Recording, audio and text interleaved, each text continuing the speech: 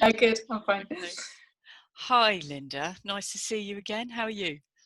I'm good, thanks. Very well. Good. So we're going to chat about a few things tonight, aren't we? And around skincare and supplements and plastic. So one of the really interesting ones that we were talking about recently was vitamin B. And Mm. I just wondered if you can explain to the group kind of how important vitamin B is. And obviously it's better to take it in food form, but sometimes we can't take in the quantity that we need to. We need to take a high dose of vitamin B because it's good for energy and stamina and calmness, isn't it? Absolutely.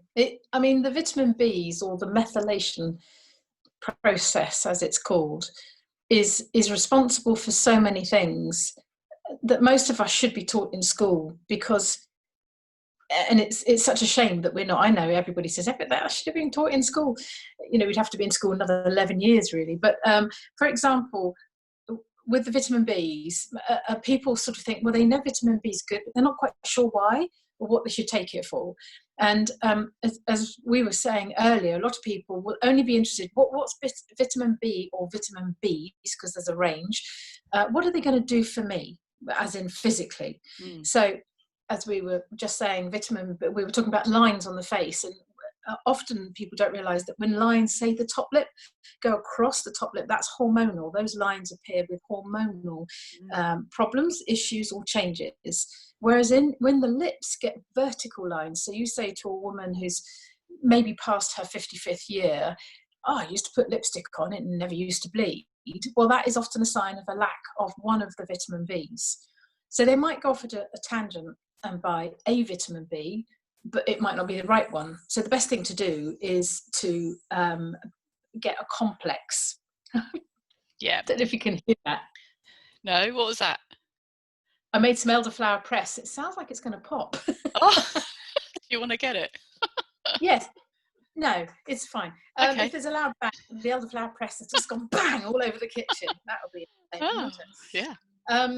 Yes. So a lot of women will say, gosh, my lips are very liney and they don't like it. But if they take enough of the vitamin Bs in a complex form, they'll have the benefit where their lips will start to restore and the lipstick won't bleed nearly as much as it used to. But the other flip side of the vitamin Bs is what they do for us and how we feel when we take them. So one of the things that I stock is that, can you see that okay? NutriCalm. NutriCalm, yeah. NutriCalm. Well, it's got chamomile in it, and a lot of people know now that chamomile is very good for calming and soothing, but it's also got a B complex in it. And what people notice is if they take it correctly, and it's 1-3 times a day, whilst that might seem a bit of a chore, if a lot of people right now are feeling quite anxious, a bit like, oof, what's going on, don't like the lockdown, it's all very unusual, never lived through a pandemic before, what am I feeling, a bit more stressed, kids at home and all the rest of it. And if they take the multivitamin B and they take it correctly, they do actually come back and say, I feel a lot calmer. I feel like it's okay. I'm in control. Whereas before it's churning in the stomach. That's the only way I can think to describe it. And it's not necessary, because sometimes it's just as you said, they're just not taking enough vitamin Bs in. And as a result, because it's day after day after day of unusual circumstances, they begin to feel quite jittery. Yeah, and it's worth looking out for a good supplement as well, isn't there? There's a lot of supplements out there, but you're looking for the supplements that don't have fillers in them. So there are particular ranges like Solgar, and which brand is that one you've got there? This is the one that's made by America's biggest natural supplement company. So again, I don't know if you can see that. That's the logo. It's Nature's Sunshine. Yeah. So the best thing to do, isn't it, if somebody was to go into, well, not right now, but it's a difficult one, isn't it, because there's no shop. Mention no names. But yeah, so if you went to a well-known store, you can ask them for the natural products, and they'll guide you to the better ranges, which will inevitably be a bit more expensive, but you'll know that you're taking a good quality product, because you don't want the ones with yeast and other things in them. No, and also it's understanding things like if you take vitamin B, you need vitamin C to make the vitamin Bs work better. So your product, your multi-vitamin B complex, should have vitamin C in it. The difference with this particular one, because it's got chamomile in it, it's quite calming. So you've got the vitamin Bs doing their thing in your body. So you've got the riboflavin, the niacin, the B6, the folic acid, the B12, pantothenic acid, which is really important. But if you've got C, it will work better. And if they're sourced from a natural source as opposed to chemically made, and nowadays more people are saying, but where is it made? Is it made in China? So a lot of people don't want stuff that's actually formulated in China. Sorry, I'm not being racist. I'm just saying what other people are telling me. Where is it made? I'd like to know. Yeah. So this is made in the States, and they're very, they put their stuff through 300 plus different tests. So they're very picky about it, but it worked for me. My mother used to say, if she gave me some news that I didn't want to hear and I took it well, she said, "Have you had your NutriCalm?" I said, "Yes." She goes, "You took that very well." So she just knew when I'd had it. When you'd taken. Yeah. Oh, that's good. And there's other things for calmness like valerian and St. John's wort and that's whole range. Whole range of things. Whenever you try to think, it goes from your head. Yeah, I know. I just I know them all, and they've gone. But there we go. And the other thing that we were talking about earlier, which I don't want to miss, is we need to concentrate on plastics, don't we? In making sure that we are responsible for using as little plastics as possible. And you raised the point, and I see that there's a lot more shops around now. There's one in Westbourne for sure, and there's one in Christchurch, and you can go in and you can buy your product and then go in and refill it. And then you also raise the point of, instead of buying 5 products in a bottle, which are all packaged beautifully, is to buy the one big container of it, which is a good reminder, because you forget that. You automatically go for your normal size. Do you know any companies, and particularly local ones, who are open to refilling? Well, there was a shop in the Salisbury area that was doing the usual refill of your detergent, your washing powder, your washing liquid or whatever. They're not doing it anymore. I'm not mentioning names, but I went along to a much smaller shop in a village.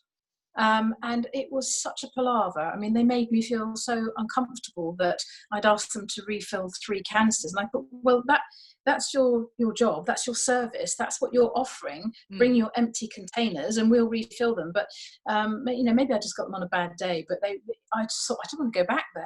So I think it needs to be that the shops that are opening up to this, and I wish there were more, are really open to the idea where you can take your stuff in and basically manage it yourself. So it's quite straightforward. You should be able to just put your bottle onto some scales, you tear it, which takes it back to 0, so you're not paying for the price of your bottle weight, and then you fill it up.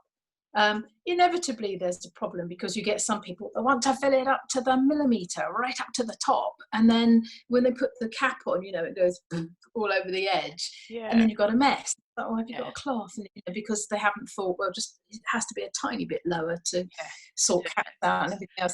But they'll learn. And I wish people would do that. It is a problem for the people like me that make the product, because a lot of these shops will want between 40 and 60% profit for stocking your 5 litre or 25 litre bottles of your product to refill the customer's bottle, and that's a hefty swipe. If you're hand making small quantities, it's nothing if you are making it by many tons at a time. But if you're making 15 litres at a time and they want 60% of that, it doesn't encourage small businesses to go, yeah, no problem, here's 5 kilos of this and 5 kilos of that. And I would love to do it, but I was very, very keen on the idea. But mathematically, when you work it out, you're paying the shop to stock your stuff.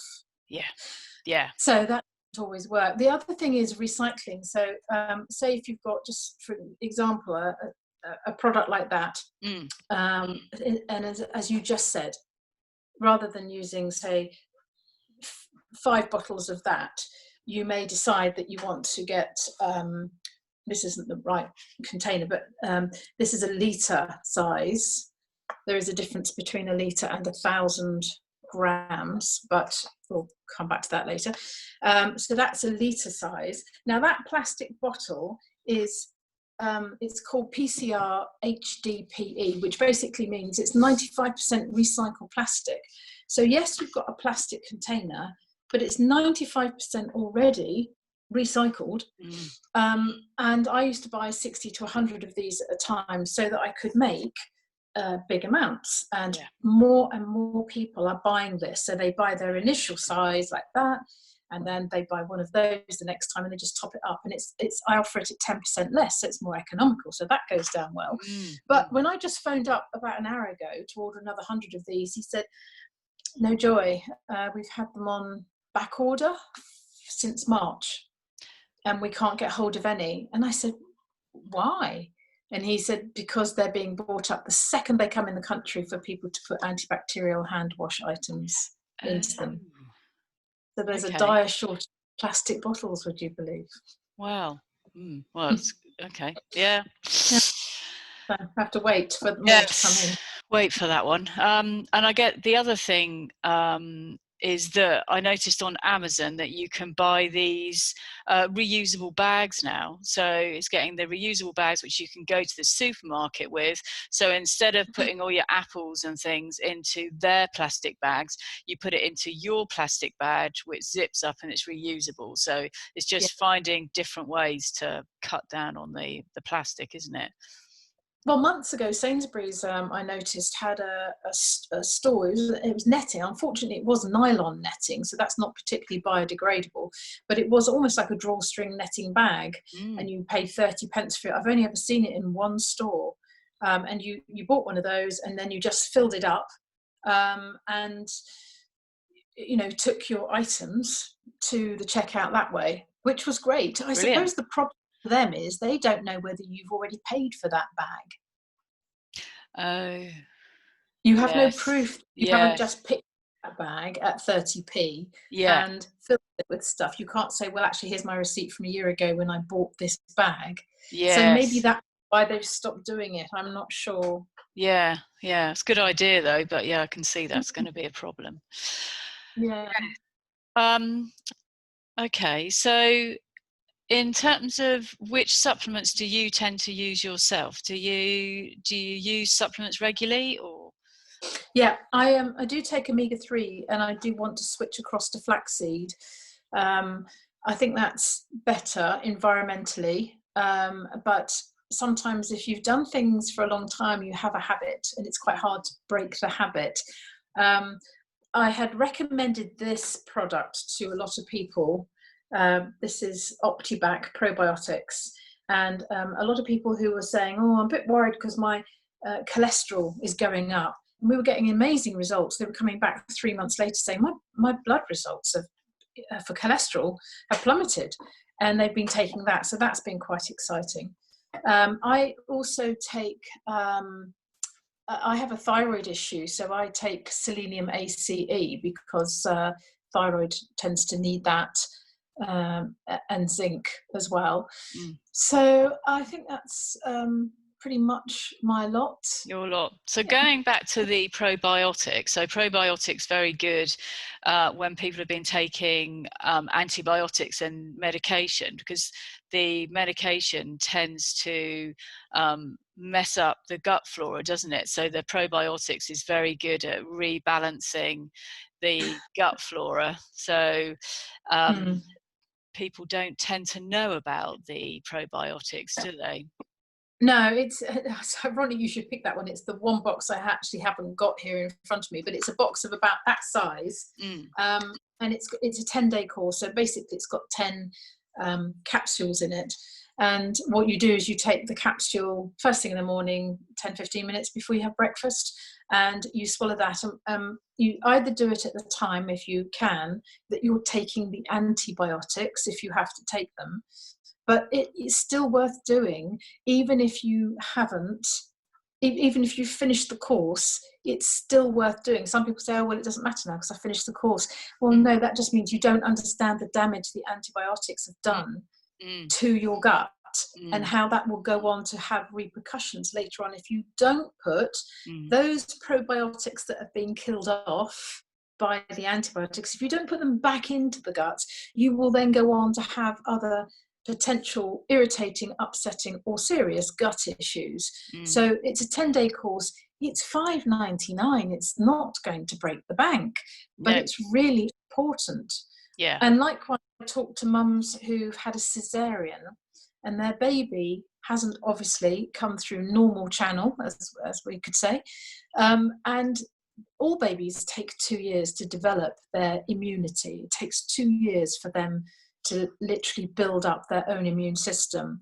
And not coming through the birth canal, they're missing, believe it or not, as I was trained by Optivac, a couple of probiotics that they need. So sometimes cesarean babies have issues with guts, but have no idea why. You know, they might be eating really well, really healthily. They have no idea what the problem is. And then when, even as adults, when you put them on this, they go, oh, I feel good now. It was just that they were missing those from the time of the birth. A lot of people who've got constipation will take things like that, which will rectify it. And some women suffer quite badly with the old PMT and sometimes the bloating. Yeah. So they take that. So people, when they're a bit, not confused, but they say, well, why are you doing this? Because it's not skincare and everything else. And I keep saying, but if you feel rubbish inside, if you feel, as my daughter would say, pants, it doesn't matter what you put on your face or what you eat. Yeah. If you feel rubbish, it shows on your face. So health and beauty, to me, they just go together. The two are synonymous. Yeah. So that's we do other things. Inside out, isn't it? Yeah. Which leads us on to how I first met you, really, which was about skin products, wasn't it? And we were both, I was looking very much at these type of products as well for a website I had, and we were looking at paraben and phthalate-free products, and really the education to make people aware that skin products that have got parabens in can actually cause harm. And a lot of the mainstream stores, the products that they sell, tend to have parabens in them, and parabens have been linked to cancer, and they're meant to be a hormone, have been said to be a hormone mimicker. So a product I'd been using for a long time, and you gave me some information at the time to say that there was a lot of nasties in this product, and it was marketed as being a product for sensitive skin, and which started me looking at skincare products a lot more in depth. So when somebody says they want a natural product for their skin, most of the products in the stores will have some kind of preservative in it, and they need that preservative in it so that the products don't go out of date, and they need to have a shelf life in the store. Can you explain about if a product is genuinely paraben free and preservative free, how you would make that and what someone would be looking for? So it'd be presumably a shorter shelf life. Okay, so a lot of the big companies, I'm not trying to be too glib here or smarty pants, but a lot of the big companies are obviously they've got, you know, they might be on the stock exchange, they've got people to satisfy financially, they've got big profits to be made, they have big marketing budgets and all that sort of thing. So it's all about the money. How little can we spend on the product? In many cases, how much can we spend on the packaging to make it attractive and get in a certain sector of women, you know, 20s, 30s, 40-year-olds, 50-year-olds, etc. And the smaller companies, in the main, think differently to this. They love, it's their baby, you know, they love it, and they want it to be the best they can. They pay over the odds because they're not buying by the ton, they're buying by the 5 litres or the 25 litres. So there's a core of passionate small business owners who just love what they do, and they get such a kick from seeing good results when people use this. But they also don't want to use parabens, and say, for example, I don't know, just take that. So if somebody says to me, oh, I don't want any preservatives, I don't want any nasties or anything in it at all, and I say, well, you see that cream, that will, without a preservative, be completely unusable within probably a fortnight, and completely within 35 days, absolutely out of order. Depending on what ingredients are in there, it could literally start growing mold within 4 or 5 days if you have no preservative. Now, there's eco preservatives. They're always improving, they're always changing, they're always getting better. And if you put 0.5% of a preservative into something, that is very small amount to preserve a product which has got a lot of benefits in it, as opposed to not a terribly good product with 6% preservative in it, so that it can sit on the shelf for 4, 5, 6, 7, 8 years. I could put a 4-year date on my products. I could give it 4 years from the time I make it. I never do that. Toothpaste gets 1 year, and every other product gets only 2 years, even though it would be fine for 4, because I kind of work on the principle there's something terribly wrong if you haven't used it within 4 years, and something wrong if you haven't used it in 2 years, something terribly wrong if you haven't used it in 4 years. So I only ever put 2 years on it, even though it could have longer. But the preservatives that I use are classed as eco. They're the safest that we've got at the moment. They cost, excuse me, a lot more than the relatively cheap parabens and the things that you're talking about. But it's down to conscience. Yeah. What do you want to put in your product? How do you feel about putting in something that mimics hormones and messes around with the estrogen levels? Not really happy about that.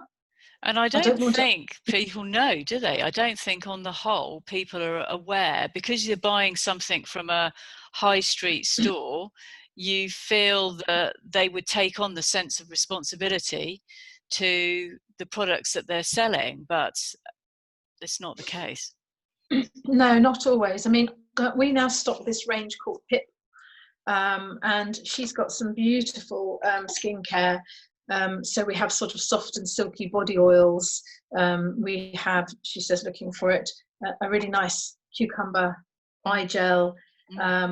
She's got 4 or 5 different products, and I know her, and I wouldn't doubt her for a minute. And so I'm happy to have her products because I trust her. And I know she spent hours, days and days and days formulating and creating, as we all do if we're small business owners in this field of work. So I'm very happy that having her stuff, because I've met her. I won't have anything from anybody that I don't know, I haven't met, or I haven't tried their stuff. Likewise, there's this new product we're just stocking. This is a skin tightening and a brightening. It's got marine collagen and Panax ginseng. So that product comes from Nature's Greatest Secrets. I would not have his stuff until I met with him. We met in a pub when there were things like pubs open, not unlike a lockdown. And we sat for 4 hours and talked. And I wanted to know everything about him, how he'd started the business, what his ethics were, where he was coming from. And I now stock, I've just had another £600 order be delivered just now. And I stock hundreds and hundreds of pounds worth of his stuff because I trust him. So a lot of it is trust. It's like our friends. You have some people some people but you don't trust quite so much. So you kind of pick who you tell things to. It's that sort of thing. Yes. So the ranges that I've got, I'm really happy with because I know them, I've met them, I talk to them, I've even seen their places where they make the stuff. So I'm happy. Good. Hmm. Okay. Thank you very much. That's. Was there anything else we were going to cover today? I think that was. No, I just wanted to mention one. Well, a couple of very quick things, if that's okay. Yeah, sure. I don't want to rule out anybody who has got any kind of problem, but let's say because of the current circumstances, they really can't afford very much. And it's just like, well, I'm not in that situation, so what can I do? Even changing your soap can make a fantastic difference. So very quickly, commercial soap is made from tallow, which is boiled down fat from cows. And it's the gelatine and it's the mess and it's horrible and it's perfumed and it's coloured and it's put in fancy packaging. And yes, if you buy simple soap, you can buy it like 4 for £1 in a supermarket or something. And if you buy expensive soap, it's the same thing generally, but it's got more expensive perfumes in it. But this is a company that we stock. I don't know if you can see those easily, but this is Cyril's Soap Shed. Oh, love a great name, like that. And these are natural soaps, so these are all handmade. This particular one is the unfragranced, and the reason I'm saying it is if people say, I've got terrible skin, I don't know what the matter is, I haven't got any money, I'm utterly broke, just spend £4 and get a really good soap, and even that will make a huge difference to skin because they're not putting on a load of chemicals, colours and dyes. They're using beautiful, simple oils, and even a £4 thing like that can make a difference. And that's exciting when people come back and say it's much better. We know that people like unexpected goodies, so we put chocolates into parcels. So when people spend a certain amount, we put chocolates like this in, and when they spend more, we put whole tubes of chocolates like that in. And it's amazing. I get loads of emails saying, thank you ever so much for the chocolates. Forget the products. It's just the chocolates. Don't care about the products now. I just bring me more chocolates. Yeah. So that's good. And we didn't cover it last time, but we might another time about the silver. The products like for the itchy skin, the sunburnt skin, that kind of thing. And we were going to talk, which we can do another time, about products for the dogs, dogs and cats. If people, again, might not have a lot of money, things could be very difficult, very tight, ring up and talk to me. Numbers on the website, loveanousta.com, and numbers up at the top. And if you just think, I need to ask a question, even if you can't buy, you just need to ask a question. Your animal's distressed or in pain, we can talk about it. And so I'm very happy to help if people need to do that. Lovely. And I think that probably wraps that up. Thank you. Let's it'll be good to cover about animals next time, actually. So we'll have a look. Maybe things I remember with my cats, I gave them fish oil because their coats were a bit lackluster and they're a bit poorly. So maybe we can have a look into that generally. That would be great. No problem. All right, Linda. Thanks very much for today, and I'll talk to you soon. You will. See you later. Bye. All the best.